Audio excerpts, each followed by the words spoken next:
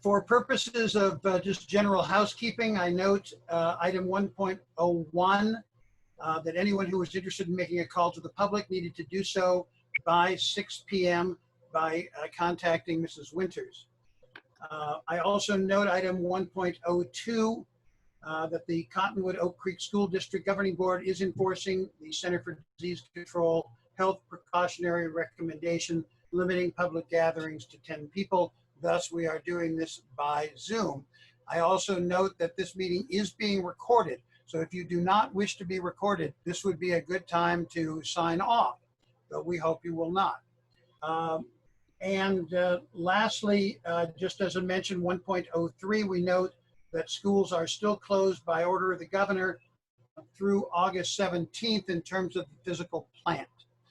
Although I'm excited to say that we did begin school last Wednesday on the 5th. More on that later. So I am moving to item 2.01, call to order. I am officially calling this special board meeting of the Cottonwood Oak Creek School District Governing Board to order. Item 2.02, the Pledge of Allegiance. Do we have a guest Pledge of Allegiance leader? Mr. LaRue, are you there? Dylan? I did contact his mom yesterday, and she confirmed that he would be available, and I did send her the link, but I have not heard back from them yet today. Is there a way to just text her or reach out to her real quick? We can hold for a minute. Let me do that very briefly. I'll be right back, okay? Okay, thank you, Mr. King. My pleasure.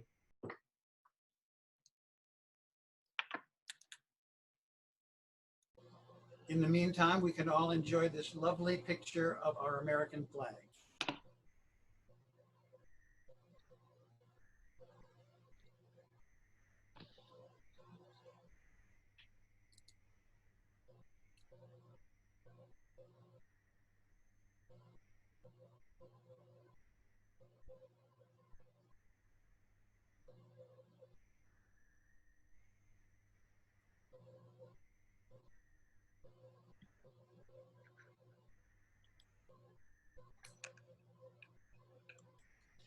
And Mrs. Winters, can you keep your eye open to see if he comes in? I'm looking, yeah. Okay.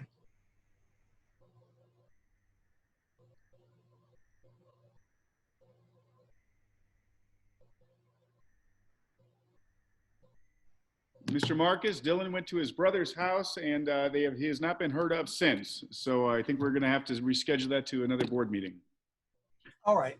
Well, let's make sure that we do schedule it for our next meeting. If that's and the way things are going, that could be next week. Who knows? It could be later this week. Yes. Could be later this week. Gotcha. All right. Well, then we will do the Pledge of Allegiance. Please rise.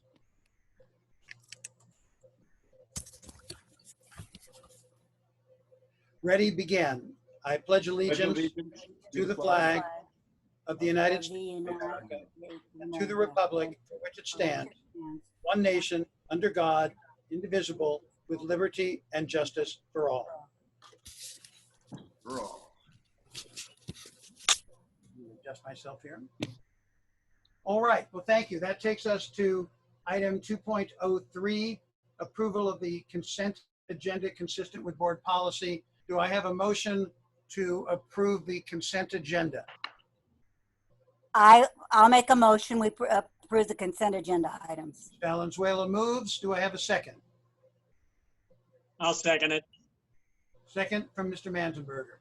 Any further discussion? Not hearing any. All in favor, please say and raise your hand. Aye. Aye. Aye. Okay. That's a unanimous vote. Do we have a call to the public, Mrs. Winters? We do not, President Marcus. All right.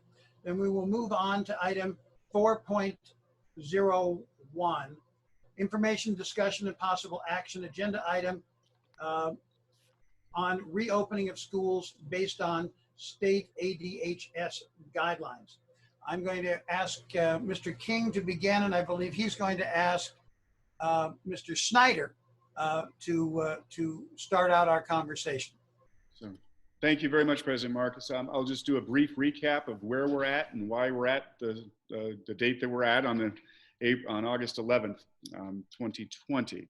Last week, we received the first of all metrics that were released to the Arizona Department of Health Services, and they were released out to the county regarding the 3 different metrics that we're going to be looking at to give us the green light to reopen our schools. As you see, and I know that the board has been informed of this, where we're at. And I know we're going to probably have a rich discussion on that, but currently the metrics that we received from the county do not allow us to open at this time. And the major categories, what we're seeing is in the percent positivity. Currently, and Tricia, correct me if I'm wrong, in the county, the last metrics we received back on the 6th of August indicated 7.9% positivity rate, and that rate needs to drop below 5% in order for us to meet that one particular metric. There are also 2 other metrics that are indicated. One is the total number of cases per 100,000 people. It has to be less than 10 cases per 100,000 people, and less than 5% of hospitalizations for COVID-like illnesses. In both of those areas, it is believed, and there's been some discussion on this today around the county, that even in those 2 areas, we are only in the yellow, which would allow us to conduct hybrid learning, which we are not at. And thank you very much for bringing this up, Tricia. This shows the graph of where we are at with the Yavapai County. This shows all counties, but Tricia, if you can click on Yavapai, that'll bring up exactly what we're seeing in our county right here. And you probably have to move your little speaker view around. But as you see, we're at 7.8%, and that's 7.9%. Those metrics would have to remain below in all 3 categories for 2 consecutive weeks, according to recent metrics. According to CDC guidelines, those have to be 28 days. These are simply guidelines for the board to use. The final decision on all reopening issues, that authority is held by the local governing board. There is no authority from either the county or from the state or from the federal government to say schools can or cannot open. It is simply the decisions made by the local board based on these metrics that we've been provided here. So there will be a lot more on this to come. I'm sure we'll be receiving our next metrics on Thursday, this coming Thursday, the 13th. And I would also like to tell you that all of these metrics are 2 weeks in the past. So the first metrics we received date from right around July 19th. So they're always 2 weeks behind.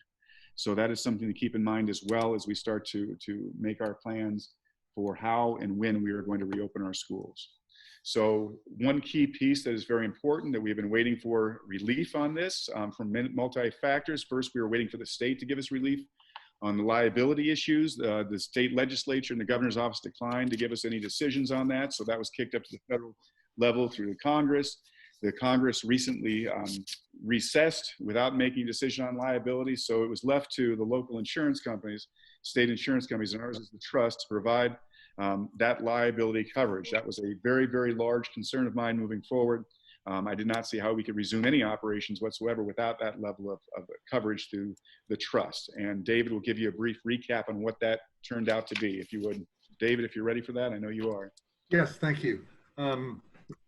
So the trust, they've been working to provide this endorsement to add to our liability coverage, and we wanted to make the board aware just kind of what this is all about.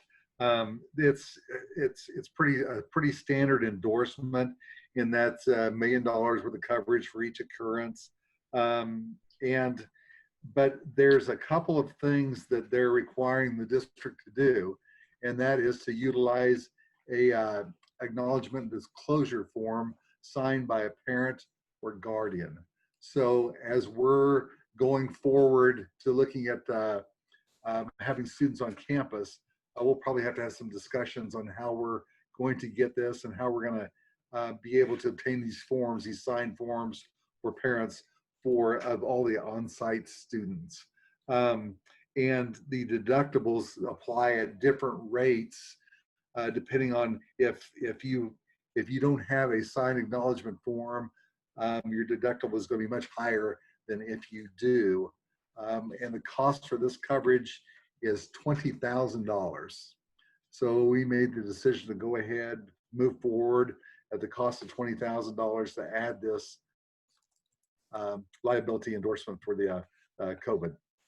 And Mr. Snyder? Yes. So my understanding is that if we did not have, and we'll just call them the waivers or acknowledgements, whatever we want to call them, but if we did not have those in place, or at least show good faith that we're making the effort to get those signed, then each incident of a COVID claim, and this does not apply to faculty or staff because that's covered under workman's compensation, but for each claim of COVID against us, we would have a $20,000 deductible. But if we have those acknowledgements in place, that deductible goes to zero. Is that correct, what I just said? That is correct, yes. So that is the importance of this moving forward. And the liability coverage is also standard. Isn't that up to the $1 million mark or the maximum? Mr. Right, Snyder? per occurrence, yes. That's exactly. So I felt much more comfortable with that. And I signed off on that yesterday. All right, board members, do you have any questions about the insurance cover? See no from Mrs. Valenzuela, no from Mrs. Bejarano, and no from Mr. Mansberger. Good. I think you're doing the right thing. Thank you, Mr. Snyder, for taking care of this. I think it's important that we get it, and I assume that you and Mr. King will work out how we get the logistics done so that if students, when we are able to bring students back on campus, that we ensure that we have these signed similar to documents that we have for field trips or all kinds of other things that we do in the routine course of action, correct? Correct. That is correct. Okay, good. All right. There are 3 specific things that I would like to talk about under this item 4.01.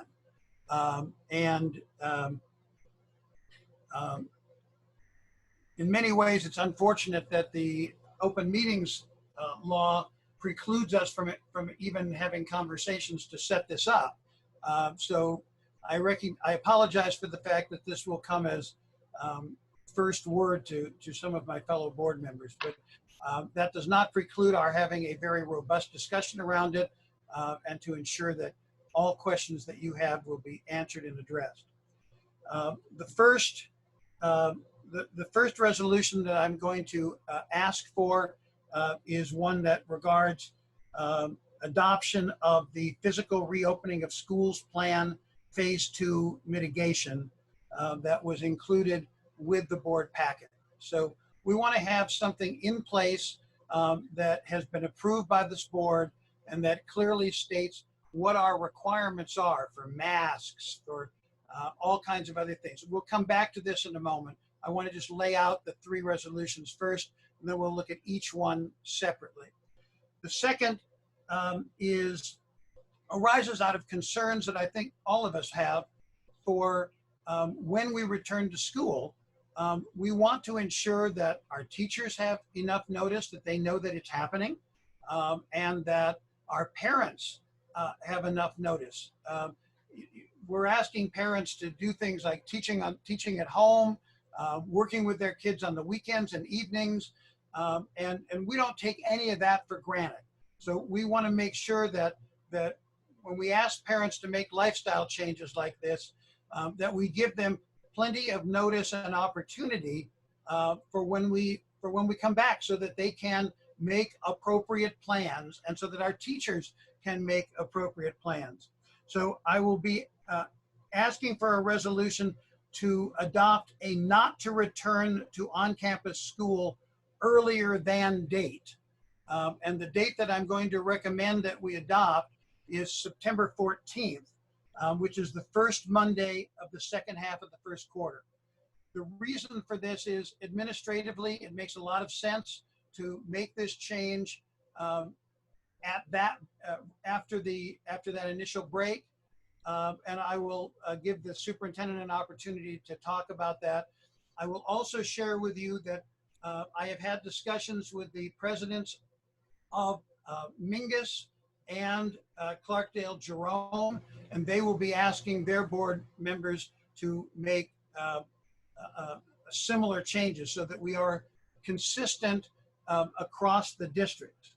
And then the last thing that I'm going to talk about is a resolution regarding return to on-campus school for non-instructional purposes in compliance with Governor Ducey's Executive Order 2020-41, establishing what the scope of that is and what our priorities will be in bringing students back on campus.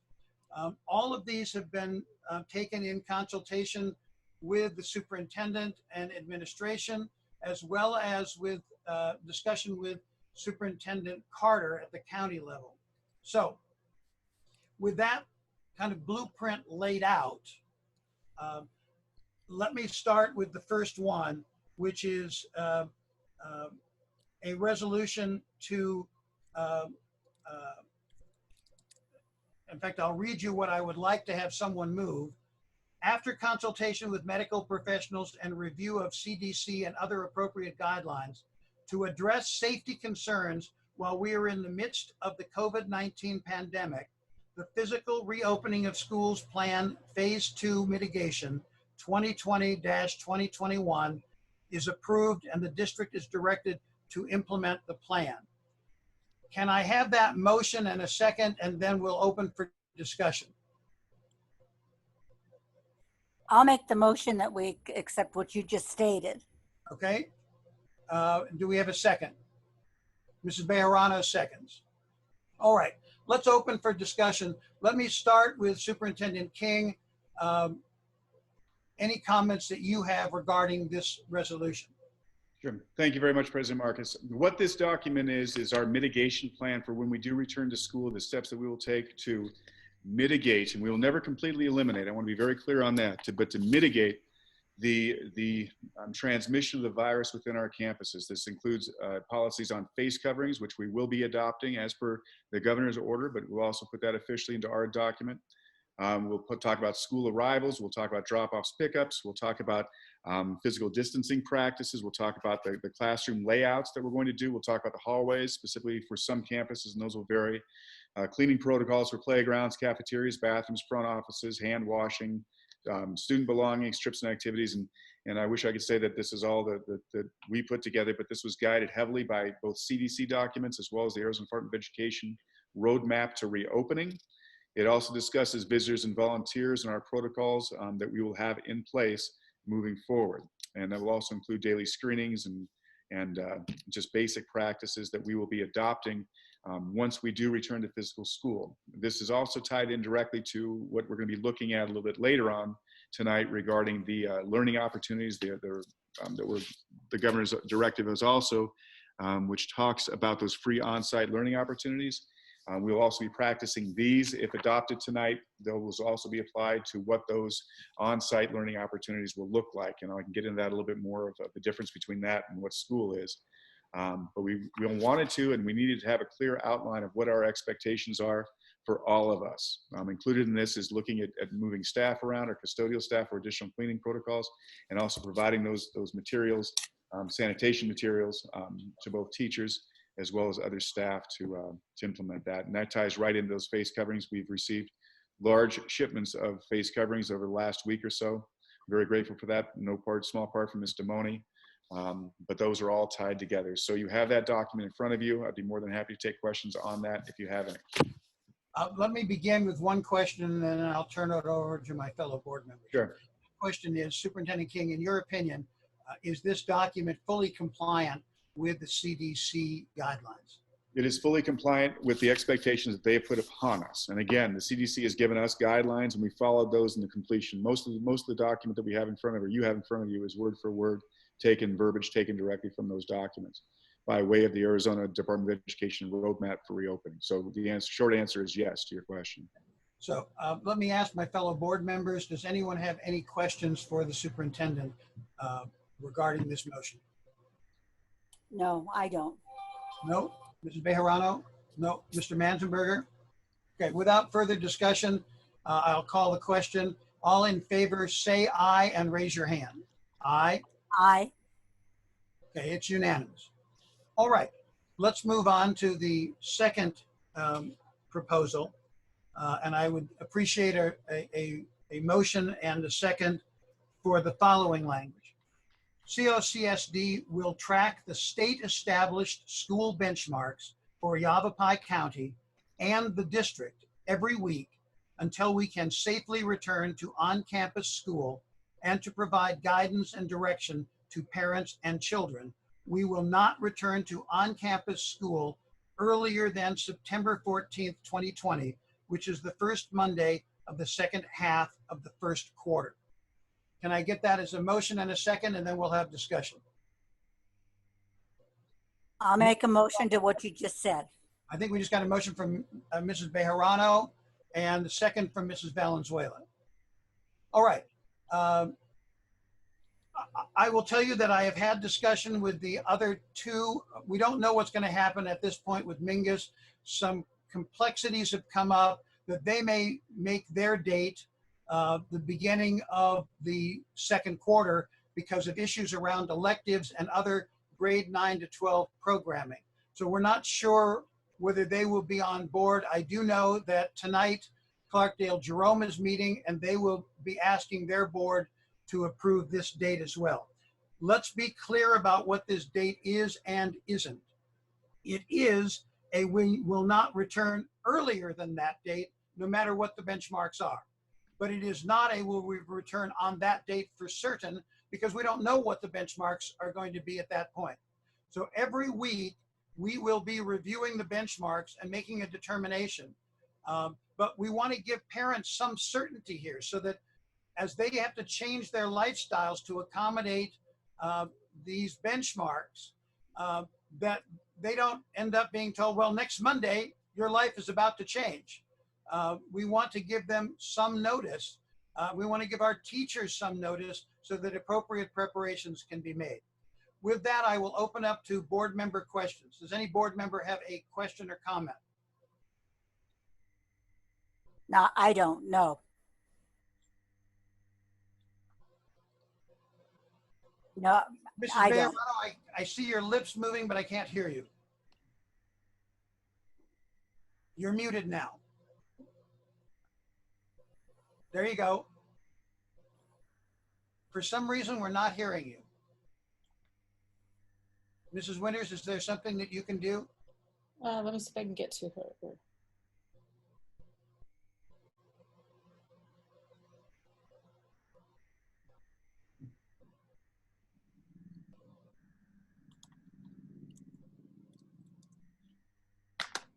I'm showing her as unmuted, but we can't hear her. I am as well. Perhaps, Ms. Bejarano, you can, maybe if you go out and then come back in, maybe. Sometimes I do that. And We will not do anything until you get back. Let me see if I can get her on the phone. Mr. Manzenberger, did you have any comments or questions? No, I don't. I've read it and I've had some All right, thank discussion you. with Mr. King. We're good. So we'll wait for Ms. Bejarano. Okay, I just let her back in. All right, let's try it again, Mrs. Bejarano.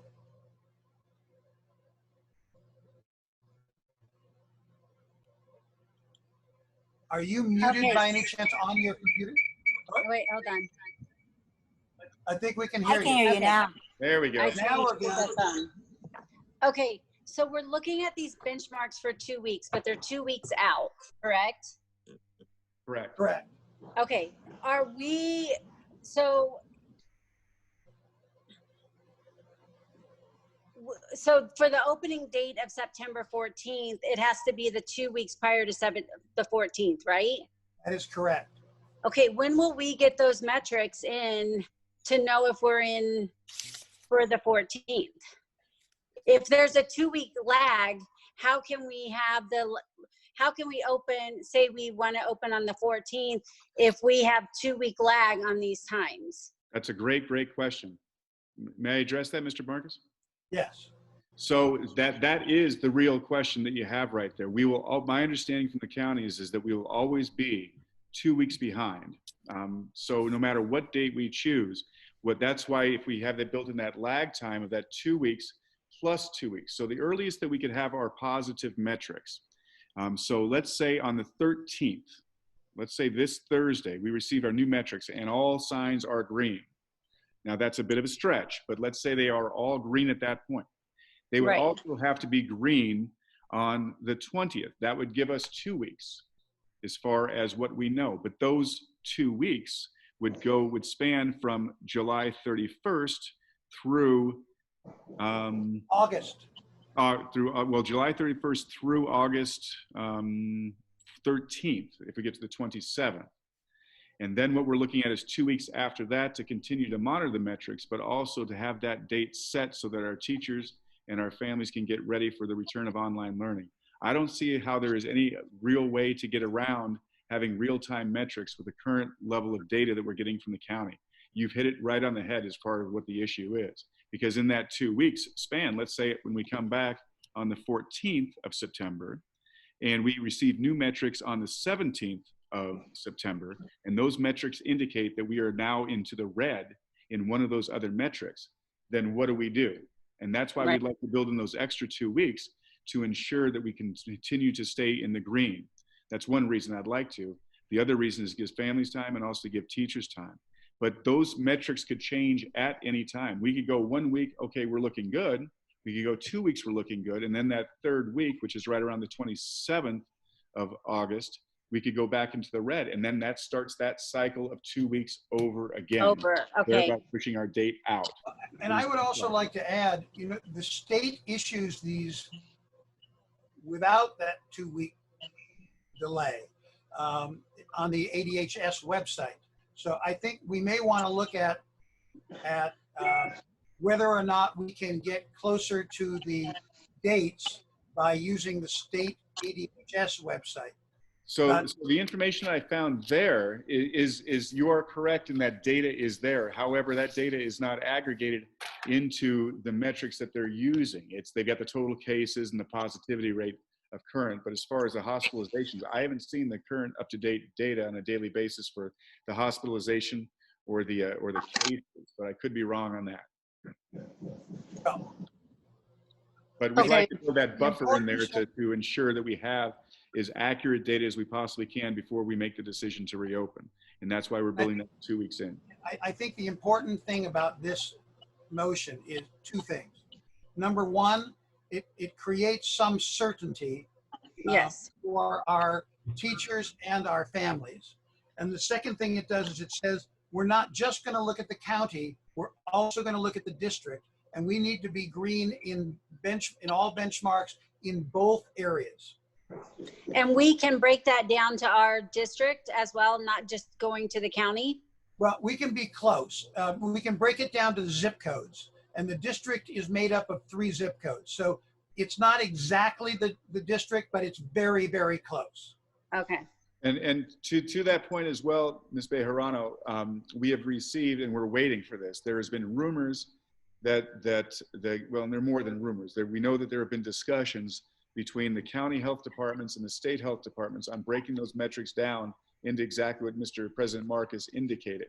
But we have not received any definitive word yet from anyone on what those are. Currently, all we're receiving for the official metrics for you to use are those county-wide metrics. And the argument against that is we've got huge counties in this area with very disparate COVID counts and activity going on. And they would like to break that down more to the community level to give local control for the local conditions we're seeing. And are they anticipating any dates on that? Are they? I have not heard a date. No, ma'am. Okay.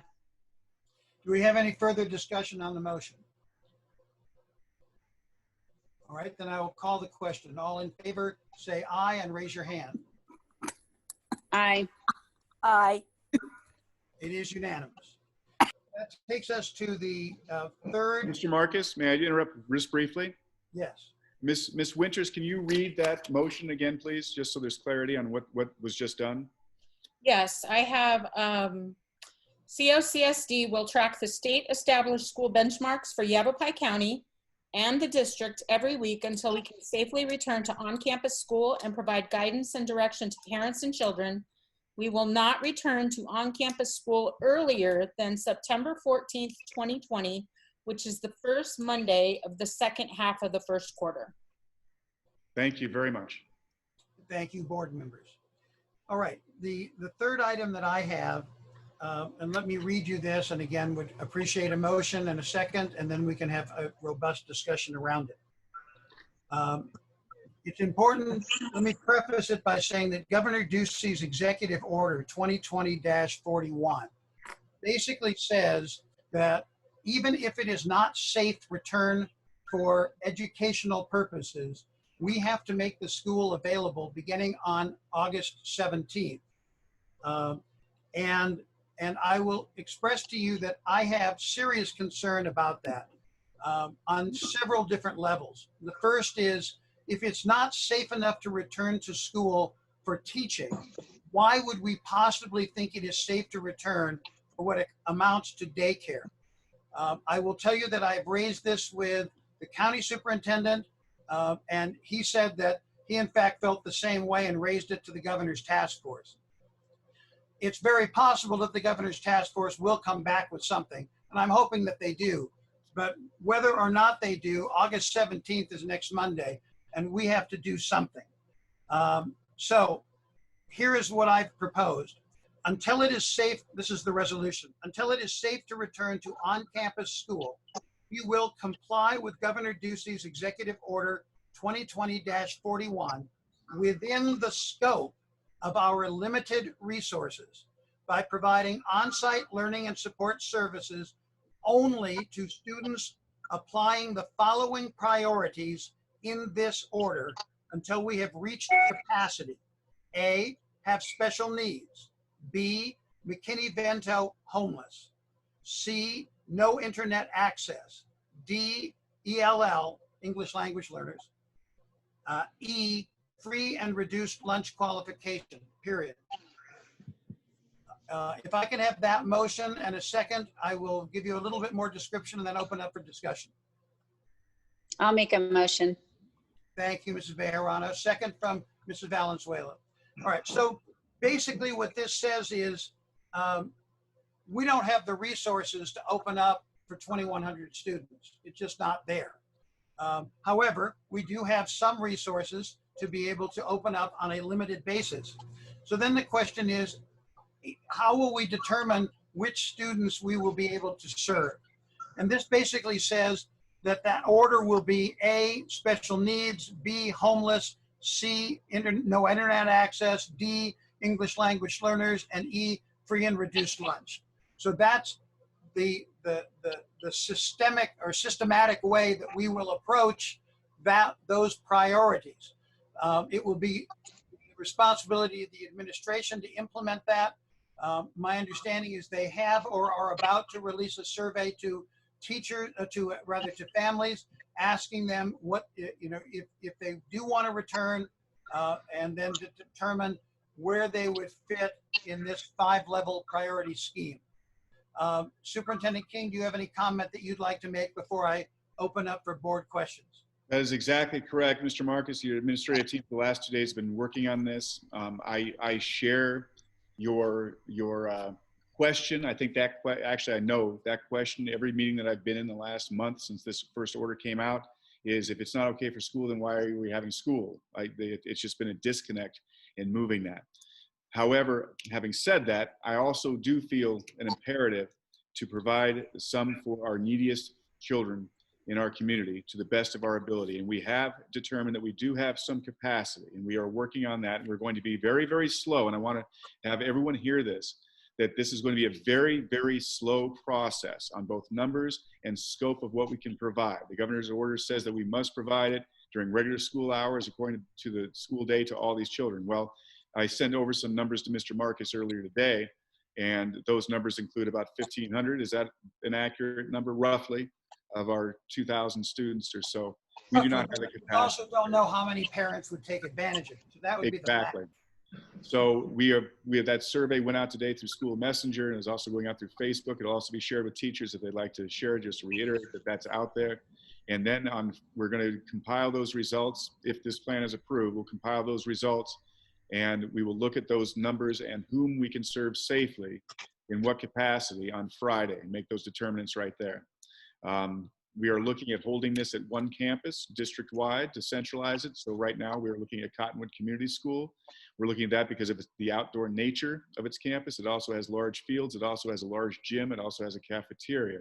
So remember, everything about our capacity of what we can do as we move into the future from now and beyond is all related to capacity, and the capacity in space, and the capacity of staffing, and the capacity of finances, and the capacity of legal, and the capacity of what our ethical obligation is to the students that we serve. So those are the factors. I would also like to mention, and I don't know if we need to put this in the motion or not, Superintendent, but we will only be offering transportation options to those students for whom transportation is expressly stated in their IEP. That is correct, President Marcus. For now, what I would like to do is for at least the first week, on starting on the 17th, what I would like to do is only provide those transportation services to the students who have it, special education students who have it on their IEPs. As our capacity grows, we can evaluate that, but I do not want to put our transportation system into a situation where we might be a little bit overstretched because we still have to work out the kinks with our special education transport. And I see JR is here and he's done an absolutely marvelous job, but I also know that today that we're going to continue our food service out there, which is also a very important function of our district.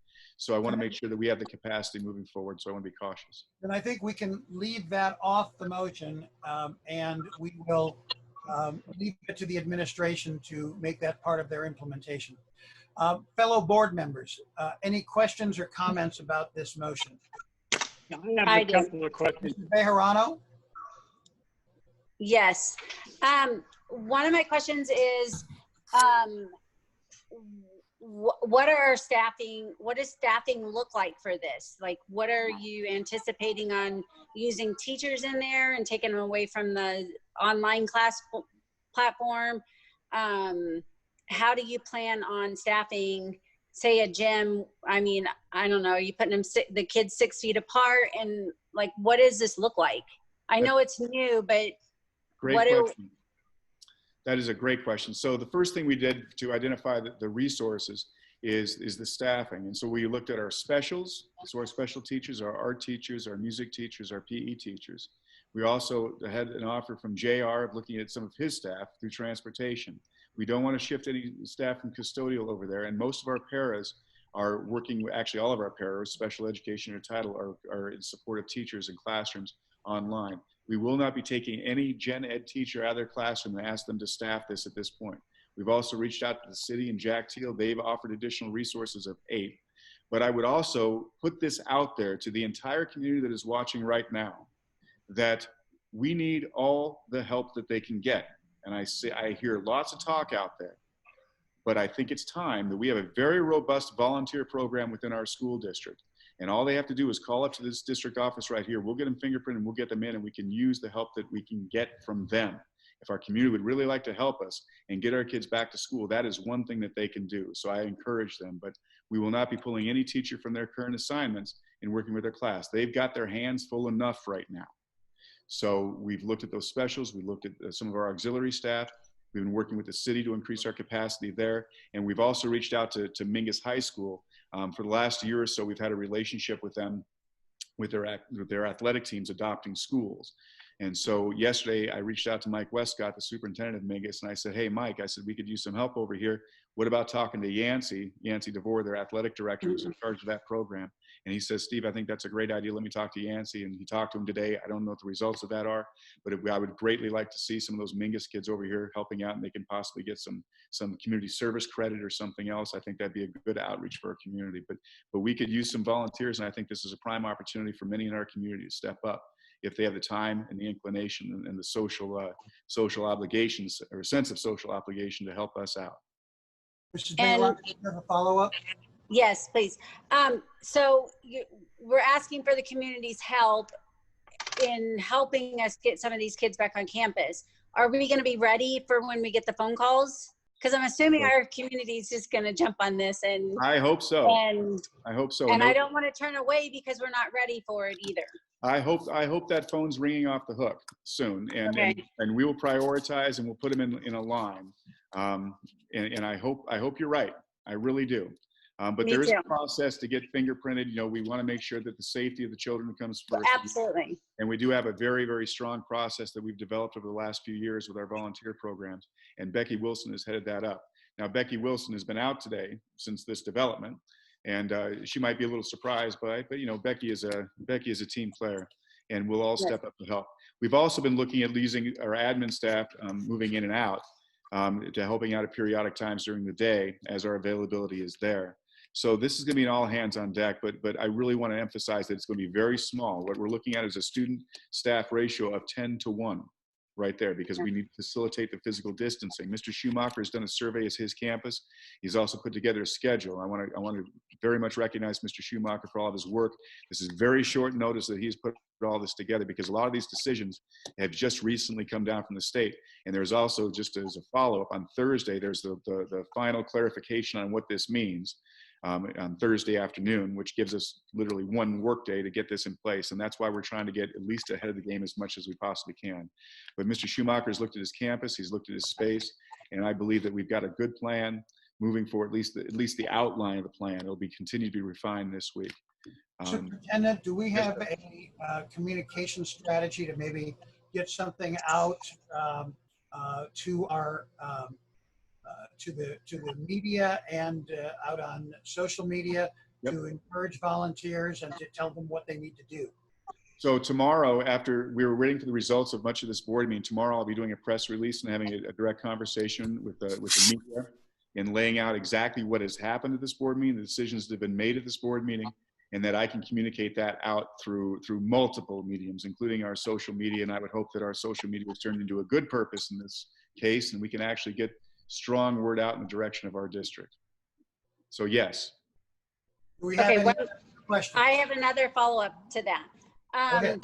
You're sending out emails, Facebook, everything, like a survey to the parents. We put it on Facebook.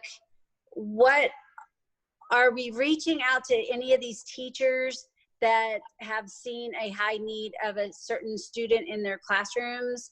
Well, I love your those question. are our direct connects. So that's a great question. So our plan is that once we receive all the data back, and I know that this is short notice, but that's the best we can do. Once we receive this data back, our admin team will be meeting on Friday to go over that data to identify those families that we know are in that situation in consultation that our admin teams will be having with their teachers as well. What I want to avoid at all costs is just somebody who may just may have internet at home. They may have the ability to supervise a child at home. They may not have special needs or anything else, but they just want the child somewhere else. Well, that's not the purpose of this. So we're going to be using that data to guide us in those decision-making of who we're going to be making these offers to initially. And as those numbers, as our capacity grows, then we'll continue to work our way down the list. But we've got a very good idea of who needs what as far as the internet connections and so on. All of our teachers and all of our admin and Kathy Epperson have done a fine job in putting together a spreadsheet. I've got it up on my computer right here, actually, of families that need Wi-Fi. Currently, we have 175 Wi-Fis that we've ordered, hotspots that have been ordered. We have a demand, I believe, for 241. So to that end, we've been working with the Chamber of Commerce, we've been working with the county to obtain more assistance from them, but I have not heard anything back. So those kids that don't have access to Wi-Fi are very important in setting up these larger labs, and that's another reason why we're looking at CCS, because they've got those larger spaces. They've also got a large outdoor space as well. Food service is already on board. We've spoken with Victoria, who's our food service director, and she is looking forward to feeding as many possible kids breakfast, lunch, and I want to add dinner. So all of these kids will having 3 meals a day, and the dinners will be to go home to share with their families as well. So I think that we're not there yet, but I believe that we're on the path to covering all the bases. But the identification of those highest needs kids is going to be absolutely imperative. Thus far, I just received notification from Ms. Winters. 100 families have responded thus far to that survey that went out about 2 hours ago. We're going to push that out through multiple platforms, including our media contacts, as well as social media, school messenger, direct email. We'll do text message, and I also like the teachers, if those families haven't completed those surveys, to just mention it to them. I'm not asking the teachers to do those surveys or phone calls themselves. Like I said before, they've already got enough on their plates, but I'd appreciate a mere mention of that, perhaps in the daily communication out in the next couple of days would be beneficial for us. Anything else, Mrs. Zambrano? Yes, I have one more, and I don't know if this can be discussed here or not during this time, but you keep mentioning outdoor. Yeah. And I know that's been a sensitive subject. So not sensitive with me. Yes. Did you have a question? where is your direction on that? I mean, we Oh. have some, you know, I think I appreciate you looking into other areas to get these kids on campus. And Yeah. I don't know if it was portrayed the right way, and maybe It was not. I Can I- need some Can I clarification on respond to that. If I can, Superintendent, let me respond. And let you fill in. In fact, we had an interview yesterday with Bill Helm at the Verde Independent to try to clarify things. First, these are sunshades, okay? These are open sunshades, okay? Yes, you know, they're sold as tents, but they will all be rolled up. There won't be any sides or fronts, just a top. The concept here is a sunshade, very simple, okay? And the idea is not that students will be assigned to have a whole day underneath a sunshade, but that our teachers at their option will have the ability to rotate in and then rotate back. So the idea is it gives us more space to be able to accommodate social distancing. It gives us an outdoor area, which has been shown to be multiple factors improvement in terms of restricting the spread of virus. So it gets our kids outside, and we think it'll be fun. We'll give kids an opportunity I'm just pissed that. outdoors. Can I interrupt? I'm just. This is Mrs. Goff. No. I'm sorry. No, you No? cannot interrupt. No. I'm sorry. Superintendent King? So Mr. Marcus, I think you're spot on. I think there was and of course I take responsibility for everything in this district, and everything is my responsibility. But I had conversations with the editors and the person who wrote the story, which is not Bill Helm, and for that clarification on these things. I wanted them to have the whole story. They did not have the whole story. On Thursday, I addressed the entire staff of this district, and I gave them the whole story of everything that I know. And I believe that it is a viable idea. I think it is a way to provide more opportunities for our kids and staff. And I think someday we very well might see outdoor classrooms and our staff saying, you know what, I see that this is a very good option for getting kids outside. You know, you look at the past history of everything, you look at all the science right here, you look at the conversations I've had with pediatricians, the conversations I've had with epidemiologists, multiple conversations I've had with nurses, and each and every one of them, when I vetted this idea past them, without exception, not only were they approving of it, they were enthusiastically approving. And I do believe that we have one of those people on this call right now. I'm not going to call on that person, but they are on this call right now. And if I said anything incorrect, please unmute yourself and say that I am incorrect right now. This is an option. We have not ordered enough for every kid. You know, say, oh, we're going to force these kids into camps. And some of those things that were said on social media, I didn't read it. I don't read social media. But they were inflammatory. They were flat out wrong. They were not helpful to the situation that we are in. The situation that we are in currently is not going to go away anytime soon. And I know that many of you don't want to hear this. We need to start looking towards the future on how we're going to educate our children safely and how we're going to how we're going to get them back to our schools as safely and as quickly as possible. That's all this is. And I will also say that I've had some outreach from other districts down the valley that for some reason they heard about this and they are interested and they want to know that what we're looking at. So I'm kind of enthused about it. So it's, that's all this is. It's an idea. And we have purchased 12. And I will tell you too that there's districts out there that are going down the same path we did. And they're buying, they were calling me and saying, hey, where'd you get those? And I'm a little reluctant to tell them because I'd maybe like to get more someday if we're in that position to do that. But I still think it's viable. And I still think it's a good direction to go. And I've received much communication from across the district that other people support that. And it's going to be a slow process. And I'm not going to force anyone. And I asked this question before to some people, since when do I force anyone to do anything? Is that, Mrs. Bejarano, did that answer your question? It does. Thank you. Thank you, Ms. Bejarano. Do we have any other questions from any other board members? So, Yeah, Yes, Mr. Manson. Yeah, you made this, the statement that there were the numbers that you had put together were about 1,500 of the approximately maybe 1,900 kids. Yeah. So will we be going down the list of that you read out, starting with special education and going to homeless? Will we be going down a list to prioritize it, or just whoever in that list? That is wants to exactly do it? correct. So based on the surveys that we're going to be getting back, we'll be able to prioritize students. And those priorities, we've created a rubric. And when I say we, and Mr. Marcus, I want to reiterate, I want to let you know something too.